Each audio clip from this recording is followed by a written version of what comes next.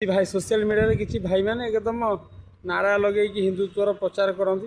प्रचार करने फल कौन हुए ना विभिन्न संगठन को गाली, विभिन्न कम्युनिटी को गाली, विभिन्न धर्म को गाली करुँच। तो आम से कथा कहू जो कथा मोहन भागवत कहती, आम से कथा कहू जो कथा नरेंद्र मोदी कहती, आमर समस्ते दरकार। तो मोहन भागवत कही स्टेटमेंट रे जे वर्तमान जब से इस्लाम आया है भारत को तब से नहीं गया है। ता अर्थ है भारत को जेबेठू इस्लाम आसी, भारत को जेबेठू मुसलमान मैंने भारत जाइना अच्छी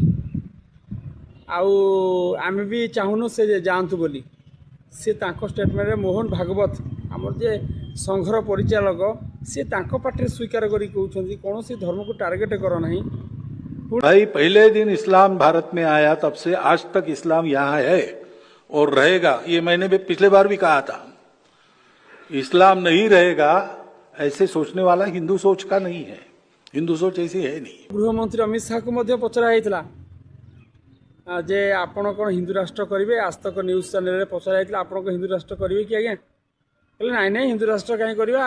बर्तमान आमर धर्म है सबुठ बड़ धर्म है संविधान। संविधान को आम धर्म बोली मानुचु, हिंदू राष्ट्र आम करने को चाहूना। भाई मु कहूनी आज तक रिपोर्ट रे से कहते आकु शुणिला गवर्नमेंट ए सब कथा कही सारापर आम संघर परिचालक ए सब कथा कही सारापर किसी लोग ख्रीस्टियन को मुसलमान को गाली कर चलती।